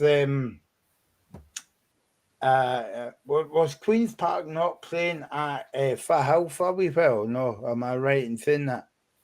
I think they were, yeah. But I just think you always associate Queen's Park with Hampden. So I think the sooner they can kind of get back there, the better. But I just think Queen's Park, for me, I would honestly love to see them in the Premier League. I said last season I want to see Arbroath coming up. Now I want to see Queen's Park coming up because it would be a great story. I don't think it would be I know a lot of folk talked about Gretna. I think it's slightly different because Gretna were bankrolled by one man. It's not really the case with Queen's Park. So it'll be a very different scenario. Queen's Park's the team of the moment as well because it is Withy Hockey not behind it, as in pumping money into Queen's Park. Yeah, he is, yeah. And Leanne Dempska is, I think she's still there as the chairwoman. Yeah, she is. I mean, Queen's Park seem to be in a very good place now on and off the pitch. I just think if they were to get promoted, the money they would get for that, the money they would get for like Celtic fans, Rangers fans, Hearts fans, Hibs fans, maybe not Hibs fans, going to Queen's Park would be fantastic. So they've done a really good job. And I think Leanne Dempster, when she left Hibs and got that Queen's Park job, it was a bit of a kind of, I suppose it was a step down in terms of where they were, but I think she's done a great job there. And Queen's Park are in a very, very good place. And if they were to get promoted, and there's every chance they could, I think it would be brilliant. I really do. And I'm not mistaken that when they won the TV last week against Cove, that was Queen's Park's first game on the telly for a wee while, apart from maybe a cup game or two. Yeah, I think they'll get back as well. I think they try and kind of proportion out championship games to quite a few teams to get them on TV a few times, which is great. But again, as we said before, you don't get League One or League Two games on TV though, or any highlights. No, exactly. And before we get into that, stop that there because we know we can go until Sunday. We'll be back on Sunday by 3 until 5, rounding up the weekend's acting for you. And of course, we'll be back next Friday here on Indie Live Vigo and Indie Penguins Live. Graham, as always, or Jemima, thanks for joining me on the show. And we will see you on Sunday. Have a good weekend. And don't talk about VR.